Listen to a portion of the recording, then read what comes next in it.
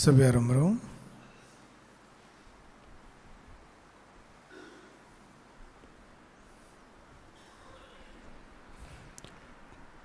தொடர்ச்சியாக நாம் விசுவாசப்பட்டில் உள்ள ஒவ்வொரு கதாபாத்திரமாக தியானித்து கொண்டு வருகிறோம். ஆபிரகாம், ஈசாக், யாக்கோபு. அதை தொடர்ந்து இந்த நாளிலே நாம் யோசேப்பை குறித்து தியானிக்க இருக்கிறோம். தேவனுடைய வார்த்தையை தியானிப்பதற்கு முன்பதாக ஒரு நிமிடம் தலைவணங்கி தேவனை நோக்கி விண்ணப்பம் செய்வோம். எங்களை நேசிக்கிற நல்ல தகப்பனே, இந்த காலை வேளையிலே உம்முடைய வசனங்களை தியானிக்க உம்மை நோக்கி பார்த்து தன்னுடைய வாழ்க்கையில் வெற்றி அடைந்த அருமையான யோசேப்பனுடைய வாழ்க்கைக்காக நன்றியோடு உம்மை துதிக்கிறோம். எல்லா பிரச்சனைகளிலும், எல்லா அவதூறுகளிலும், நிந்தைகளிலும், போராட்டங்களிலும் ஒருபோதும் உம்மை கைவிடாமல் உம்மையே நோக்கி பார்த்து வெற்றி அடைந்த ஒரு எகிப்து தேசத்தின் பிரைம் மினிஸ்டராக செயல்பட்ட அவருடைய வாழ்க்கைக்காக நன்றி செலுத்துகிறோம். எங்களுடைய வாழ்க்கையிலும் நாங்கள் சின்ன சின்ன பிரச்சனைகளிலே சந்திக்கும் போது நாங்கள் சோர்ந்து போகிறோம், பலவீனப்படுகிறோம். ஆனாலும் எத்தனை பிரச்சனைகள் காணப்பட்டாலும் ஒருபோதும் உம்மை கைவிடாமல் உம்மையே பற்றி கொண்டு வெற்றி பெறுகிற ஒரு அனுபவத்தை அருமையான யோசேப்பினுடைய வாழ்க்கையின் மூலமாக நீர் எங்களுக்கு தருகிறீர். இன்னும் அதிகமாக அதை புரிந்து கொள்ள நீரை கிருபை செய்வேன் என்று இயேசுவின் மூலமாக ஜெபிக்கிறோம் நல்ல பிதாவே. அக்பர் பிர்பல் கதை நம்ம எல்லாருக்கும் நல்லா தெரிந்திருக்கும். சின்ன வயசில் பாடக புஸ்தகத்திலே படித்த ஒரு கதை. அக்பர் ஒரு தேசத்தின் பெரிய ராஜா, அக்பர் த கிரேட் என்று சொல்வார்கள். அவருக்கு பிர்பல் என்கிற மந்திரி ரொம்ப அருகே, ரொம்ப பாசமாக, அவருடைய ஃபேவரட் மினிஸ்டர். அநேக மந்திரிகள் உண்டு. அவர்கள் எல்லாருக்கும் ரொம்ப பொறாமை.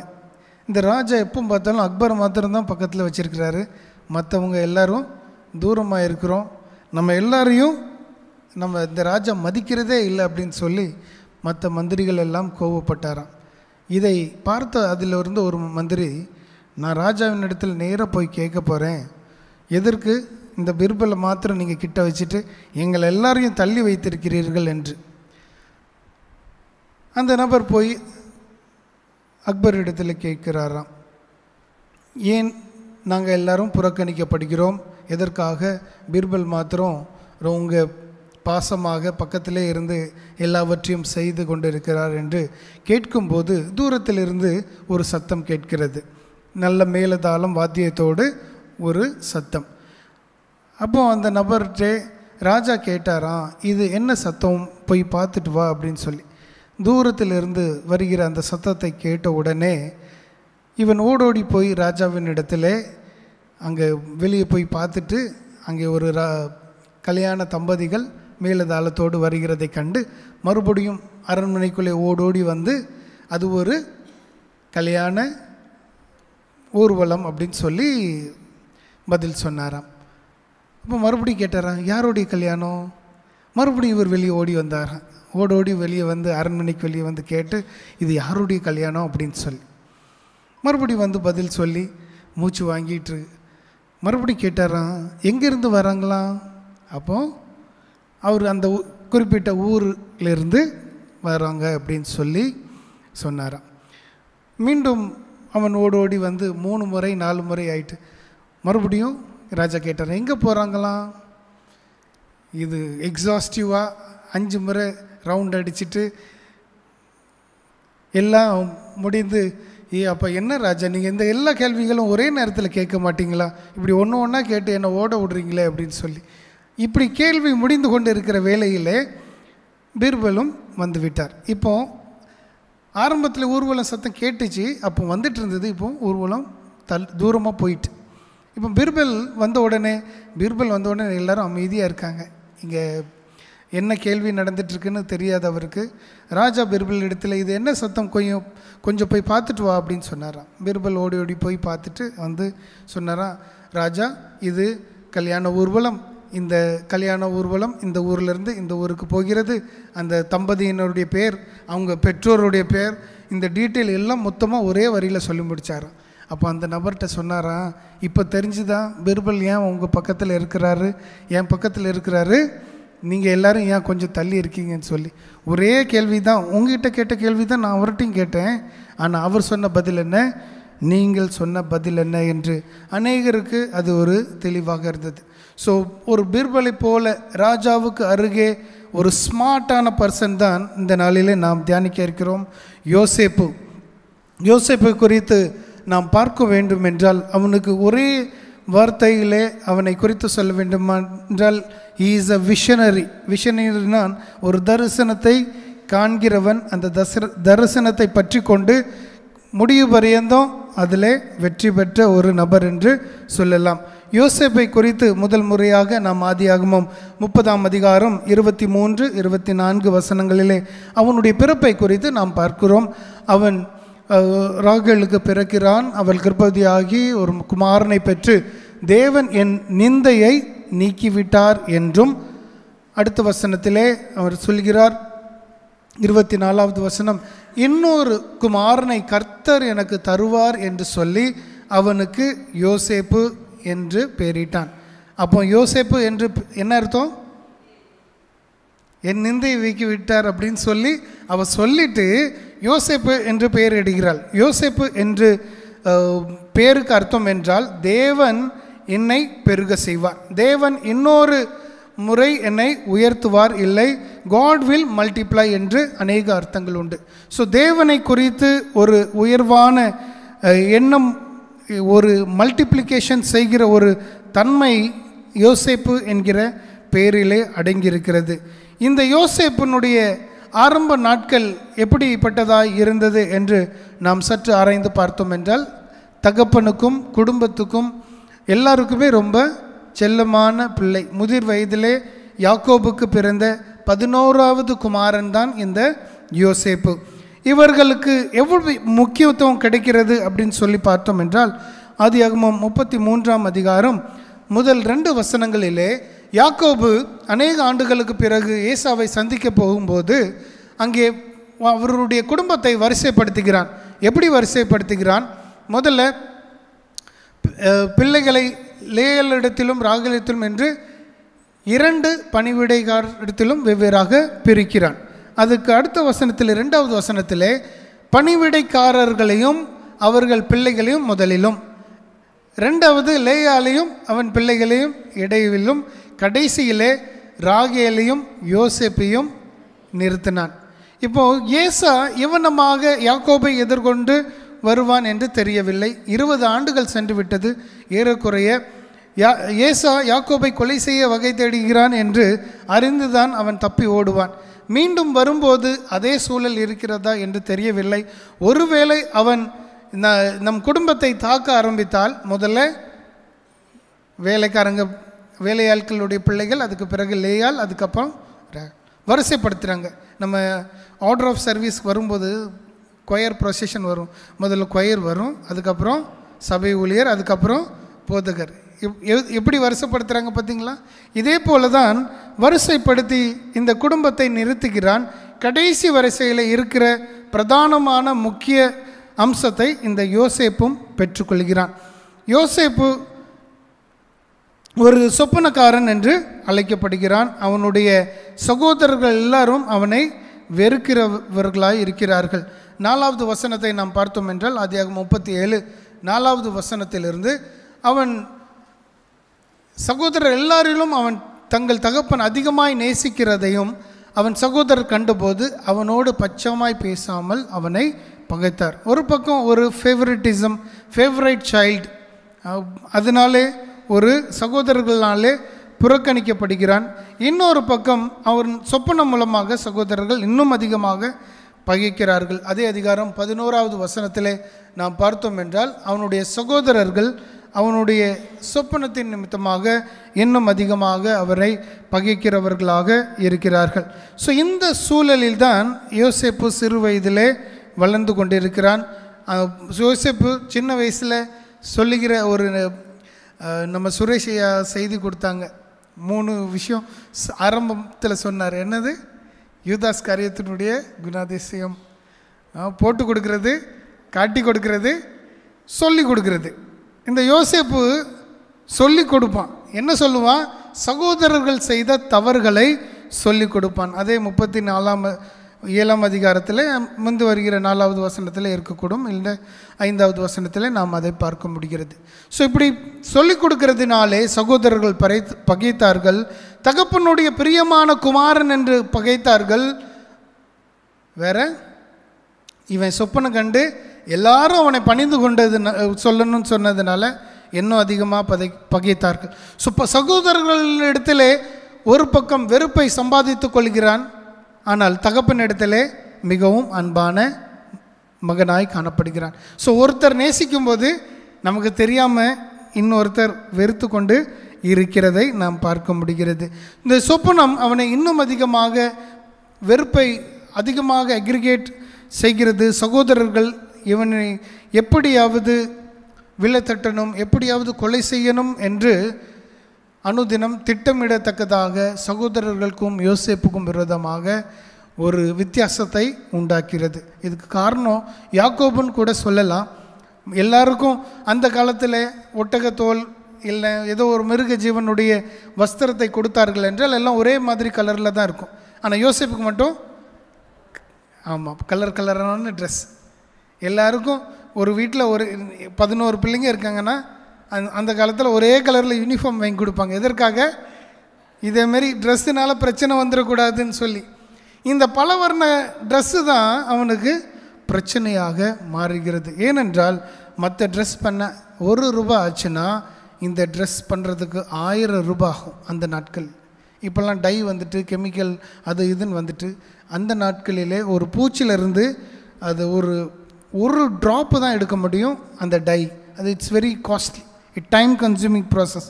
அதனாலே பல வர்ண அங்கியை, இந்த விலையேறப்பெற்ற அங்கியை பெற்றுக்கொண்ட இந்த யோசேப்பு சகோதரர்களினாலே புறக்கணிக்கப்படுகிறான். சகோதரர்கள் அவனை கொலை செய்ய திட்டமிடுகிறார்கள். அதன் பிறகு அவனை இஸ்மேலரிடத்தில் அடிமையாக விற்று போடுகிறார்கள். அடிமையாக விற்று போட்ட பிறகு ஒரு ஆட்டின் அடித்து அதனுடைய இரத்தத்தை இந்த அங்கியிலே துவைத்து அந்த தகப்பனிடத்திலே கொண்டு வந்து காண்பிக்கிறார்கள். இது எல்லாமே யோசேப்பு கதை, நமக்கு நல்லா தெரிந்த கதை தான். இருந்தாலும் இதுலேயும் நிறைய விஷயங்கள் நாம் புரிந்து கொள்ள வேண்டும். எவ்வளமாக யாக்கோபு தன்னுடைய சகோதரனிடத்தில் உள்ள ஆசீர்வாதங்களை பெற்றுக்கொள்ள வேண்டும் என்று ஆட்டுத்தோலை ஒரு வஸ்திரமாக தரித்து கொண்டு ஈசாக்கை ஏமாத்துறான். எப்படி யாக்கோபு தன்னுடைய தகப்பனை ஏமாற்றுகிறானோ அதே போல் அதே வஸ்திரத்தை வைத்து யாக்கோபினுடைய குமாரர்கள் யாக்கோபை ஏமாற்றுகிறார்கள். உன்னுடைய மகன் இது அங்கே அவருக்குடையதா அப்படின்னு பாருங்கன்னு சொல்லி ஆதியாகமம் 37 அதிகாரத்திலே அவர்கள் காண்பிக்கிறார்கள். 37, 31, 32, 33 வசனங்களை நாம் பார்க்கும்போது அந்த ஆட்டுக்கிடாவை அடித்து அது இரத்தத்தின் பூசிக்கொண்டு 32வது வசனத்திலே அங்கே அந்த அங்கியின் மீது இது உம்முடைய குமாரன் அங்கியோ அல்லவோ பாரும் என்று சொல்ல கொடுக்கிறான். தகப்பன் பிரியமாக எந்த அங்கியை அவனுக்காக செய்வித்தானோ அந்த அங்கியே அவனுக்கு ஒரு கண்ணியாக மாறி அதை காணும்போது எவனமாக யாக்கோபு துடித்திருத்திருப்பான். ஸோ எவனமாக யாரெல்லாம் ஏமாற்றுகிறார்களோ அவர்களுக்கு ஏமாற்றம் நிச்சயமாக இருக்குது. உப்பு தின்னா தண்ணி குடிச்சு தான் ஆகணும். யாக்கோபு ஈசாக்கை ஏமாத்தினா யாக்கோபுடைய பிள்ளைங்க யாக்கோபை அதே வஸ்திரத்தினாலே தான் ஏமாத்துகிறார்கள். இவனும் வஸ்திரத்தினாலே ஏமாற்றுகிறவனாக காணப்படுகிறான். இந்த காலங்கள் சென்ற பிறகு 17 வயதிலே அடிமையாக இந்த யோசேப்பு எகிப்து தேசத்திற்கு கொண்டு போகப்படுகிறான். அங்கே 39 அதிகாரம் முதல் 2 வசனங்களை நாம் பார்க்கும்போது அங்கே எகிப்து தேசத்திலே போத்திபாரனுடைய இல்லத்திலே அவன் வேலை செய்து கொண்டிருக்கிறான். 2வது வசனம் சொல்லுகிறது, கர்த்தர் யோசேப்போடு இருந்தார். இதுதான் ரொம்ப ஒரு முக்கியமான ஸ்டேட்மெண்ட். கர்த்தர் யோசேப்போடு இருந்தான், அவன் காரிய சித்தி உள்ளவனானான். காரிய சித்தி கர்த்தரால் வரும். ஸோ காரிய சித்தி உள்ளவனாக இருந்தான் என்று வசனம் சொல்கிறது. ஸோ 17 வயசில் ஒரு வாலிப நாட்களிலே உன் சிருஷ்டிகரை நினை என்று வசனம் சொல்கிறது என்றால், ஏன்னா அவங்க வாலிப நாட்கள் அதை நினைக்க மாட்டாங்க. அந்த நாட்களிலே அவர்களுக்கு நினைக்கிறதற்கு நிறைய காரியங்கள் இருக்கிறது. அதனால்தான் வசனம் அதை உன் சிருஷ்டிகரை நினை என்று குறிப்பாக சொல்கிறது. இந்த சகோதரர்களினாலே அடிமையாக விற்கப்பட்ட இந்த யோசேப்புக்கு சகோதரர் இல்லை, குடும்பம் இல்லை, ஆதரவு இல்லை, அடிமையாக இருக்கிற இந்த யோசேப்பு எவ்வளோ டிப்ரெஷனில் இருக்கிறான். அடிக்கடி இந்த காலத்து பிள்ளைங்க சொல்லுவாங்க, நான் டிப்ரெஷனில் போயிட்டேன். டிப்ரெஷன்னா என்னன்னு தெரியாதவங்க சொல்லுவாங்க, டிப்ரெஷனில் போயிட்டு எங்கே போனாலும் சரி நைட்டு வீட்டுக்கு திரும்பி வந்துரு அப்படின்னு சொல்கிறதையும் நாம் கேள்விப்பட்டிருக்கிறோம். ஸோ டிப்ரெஷன்னா ஒரு மன அழுத்தம். சின்ன சின்ன விஷயத்தில் இந்த காலத்தில் பிள்ளைகள் மன அழுத்தத்திற்குள்ளாக சென்று தவறான முடிவுகளை எடுத்துக்கொண்டு இருக்கிறார்கள். யோசேப்புக்கும் டிப்ரெஷனில் போகிறதற்கு நிறைய காரணங்கள் இருந்தது. குடும்பத்தை விட்டு பிரிந்திருக்கிறான். சகோதரர்களாலே புறக்கணிக்கப்பட்டு அடிமையாக விற்றுப்பட்ட நிலைமை இருந்தாலும் அவனோடு தேவன் இருந்தார். கர்த்தர் அவனோடு இருந்ததினாலே அவன் செய்கிற காரியம் எல்லாம் வெற்றி உள்ளதாக மாறினது. அவனுடைய வாழ்க்கையிலும் சோதனைகள் வருகிறது. அந்த சோதனையை அவன் தள்ளிவிட்டு உண்மையும் உத்தமும் உள்ளவனாக ஓடுகிறான். ஒரு சில காரியங்களை விட்டு ஓடுகிறான். அப்படிப்பட்ட சூழ்நிலையிலே அவன் ஓடுகிறதுனாலே அவன் தேவனுக்கு பிரியமாக இன்னும் அதிகமாக நெருங்க தேவன் உயர்த்த அவனை பயன்படுத்துகிறார். சிறைச்சாலை அனுபவம், அந்த தவறுகள் நடந்த பிறகு சிறைச்சாலை அனுபவம். அப்பொழுது 2 கைதிகளை பார்த்து அவர்களுடைய சொப்பனத்திற்கு பதில் சொல்லுகிறவனாய் காணப்படுகிறான். சின்ன வயசில் தேவன் அவனுக்கு கொடுத்த தாளந்து சொப்பனம்தான். சொப்பனக்காரன் சொல்லி போகும்போதும் வரும்போதும் சகோதரர்கள் அவனை ஏளன செய்வார்கள், அடிப்பார்கள், நிந்திப்பார்கள். இப்படிப்பட்ட அனுபவங்களோடு வாழ்ந்த இந்த யோசேப்பு அவனுடைய சொப்பனத்தை ஒருபோதும் அவன் மறந்து விடவில்லை. தேவனோடு உறவிலே இருந்தான். சின்ன வயசில் உங்களுக்கும் நிறைய ட்ரீம்ஸ் இருக்கும், விஷன் இருக்கும். நிறைய ஊழியக்காரங்க உங்கள்கிட்ட ஒரு தரிசனத்தை சொல்லியிருப்பாங்க, நீ பெரிய பிள்ளை ஆன பிறகு உங்களுக்கு எதிர்காலத்தில் இப்படியெல்லாம் நடக்கும் அப்படின்னு சொல்லி. ஆனால் நாம் அதை ஒரு காதில் கேட்டு அப்படியே விட்டுருப்போம். தேவனுடைய திட்டத்தை நாம் பிடித்து கொண்டு ஜெபிப்பதில்லை. அதனாலே நம்மளுடைய வாழ்க்கை இப்படியாக இருக்கிறது. ஆனால் யோசேப்பு அப்படிப்பட்ட நபர் இல்லை. சின்ன வயசில் அவன் கண்ட அந்த தரிசனம், அந்த சகோதரர்கள் எல்லாரும், ஈவன் அவனுடைய பேரண்ட்ஸும் வணங்குகிற, தகப்பனாரும் வணங்குகிற ஒரு தரிசனத்தை அவன் கண்டதை அவன் ஒருபோதும் விட்டு கொடுக்கவில்லை. அவன் அதை தினம் தினம் பற்றி கொண்டு ஜெபிப்பது மாத்திரமல்ல, சொப்பனம் தன்னுடைய அர்த்தத்தை புரிந்து கொள்கிறதையும் தேவனிடத்திலிருந்து பெற்றுக்கொள்கிறான். அந்த சுயம்பாகி பானபாத்திரக்காரனுக்கு சொப்பனத்தின் அர்த்தத்தை சொல்கிறான். அர்த்தம் சொன்ன உடனே விடுதலை கிடைக்கும் என்று எதிர்பார்க்கிறான். கிடைக்கவில்லை. ஆண்டுகள் செல்கிறது.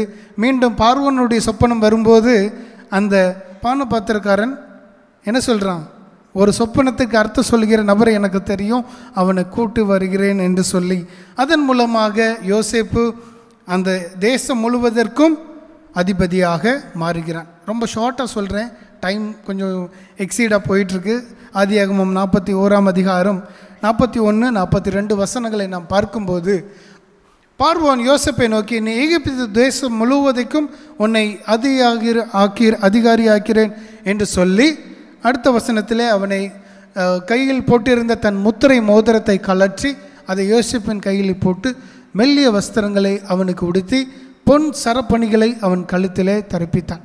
ஸோ ஒரு கைதியாக காணப்பட்ட நபர் ஒரே நாளிலே தேவன் அவனை பிரைம் மினிஸ்டராக மாற்றுகிறார். ஸோ தேவன் நினைத்தால் ஒரே நாளிலே என்ன வேணாலும் செய்யக்கூடும். யோசேப்புக்கும் இயேசுவினுடைய வாழ்க்கைக்கும் ஒரு கம்பேரிசன் பண்ணலாம். யோசேப்பு 20 வெள்ளிக்காசு, இயேசு 30 வெள்ளிக்காசுக்காக. ஸோ இப்படி ஒரு அனுபவம் யோசேப்புக்கும் இயேசு கிறிஸ்துவுக்கும். இவர் 30 வயசில் பிரைம் மினிஸ்டர் ஆகிறார். இயேசு கிறிஸ்து 30 வயசில் தன்னுடைய ஊழியத்தை துவங்குகிறதை நாம் பார்க்க முடிகிறது.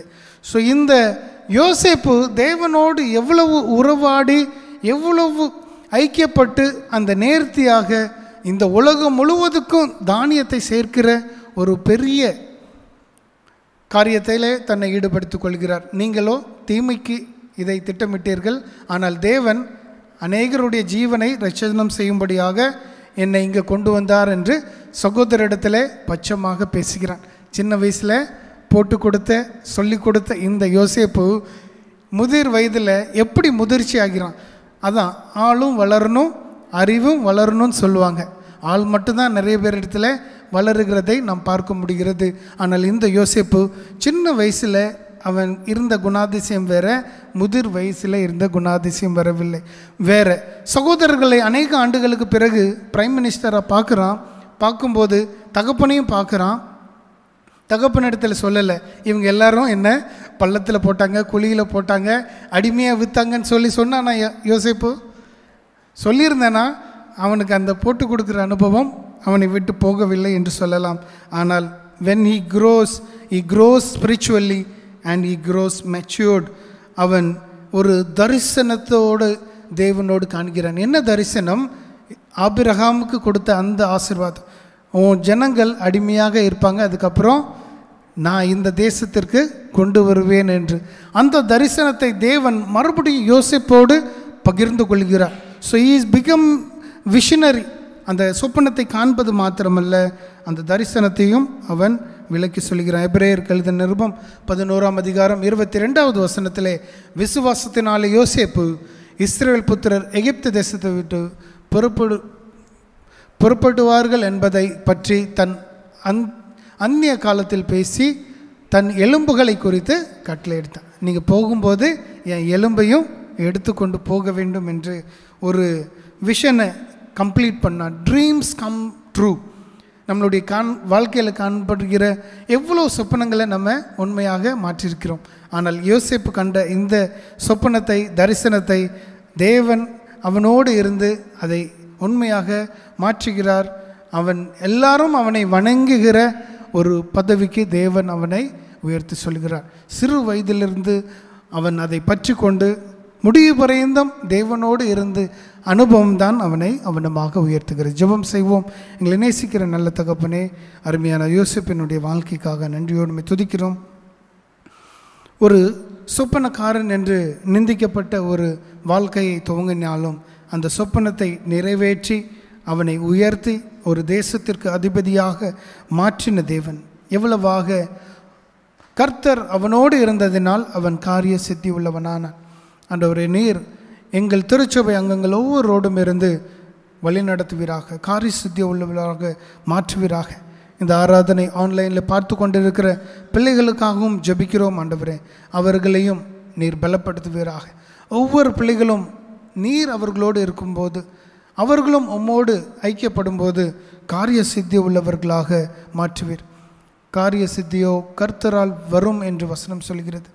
உம்மோடு நாங்கள் இருக்கும்போது நாங்கள் கையிட்டு செய்கிற ஒவ்வொரு வேலைகளும், பிஸ்னஸும், எந்த ஒரு துறையில் இருந்தாலும் நீர் எங்களுக்கு வெற்றி தருகிறவராயிருக்கிறேன். இந்த தபசு காலங்களிலும் ஒவ்வொரு பிள்ளைகளுக்கும் நீர் வெற்றி தருவீராக. என்னுடைய வாழ்க்கையில் ஏன் இந்த நஷ்டம், ஏன் இந்த தோல்வி, ஏன் இந்த பாடுகள், ஏன் இந்த கவலைகள், ஏன் இந்த மன அழுத்தம் என்று கவலையோடு காணப்படுகிற ஒவ்வொரு பிள்ளைகளுக்காக ஜெபிக்கிறோம். அடிமையாக இருந்த போதும் தேவனோடு இருந்தான், சிறைச்சாலையில் இருந்த போதும் தேவனோடு இருந்தான். எந்த இடம் என்பது முக்கியமல்ல, தேவனோடு இருக்கிற முகம். உம்மையே பார்த்து கொண்டு இருந்தான். உம்மை நோக்கி பார்க்கிற முகம் பிரகாசம் அடையும். அவர்களை உயர்த்துவீர், கனப்படுத்துவீர் என்கிற வசனத்தை ஆண்டவரே, அருமையான யோசேப்பினுடைய வாழ்க்கையிலே நீர் நிரூபித்திருக்கிறீர். அவனை உயர்த்திருக்கிறீர். அவனமாக உம்மை நோக்கி பார்க்கிற ஒவ்வொரு பிள்ளைகளையும் நீர் உயர்த்தி கனப்படுத்தி ஆசீர்வதிக்க வேண்டும் என்று எங்கள் அருமை இரட்சகர் இயேசுவின் மூலமாய் ஜெபிக்கிறோம். ஜீவனுள்ள நல்ல பிதாவே, நம்முடைய கர்த்தராகிய இயேசு கிறிஸ்துவின் கிருபையும் பிதாவாகிய தேவனுடைய அன்பும் பரிசுத்தாவினுடைய அனுநயிக்கமும் என்றும் என்றும் சதா காலமும் நாம் அனைவரோடு கூட இருப்பதாக. என் ஆத்துமாவே கர்த்தரை சோஸ்திரி, என் முழு உள்ளமே பரிசுத்த நாமத்தை சோஸ்திரி. என் ஆத்துமாவே கர்த்தரை சோஸ்திரி, கர்த்தர் செய்த சகல உபகாரங்களை மறவாதே. ஆமேன். கர்த்தர் உங்களோடு இருப்பாராக. தெய்வ சமாதானத்தோடு சென்று வாருங்கள்.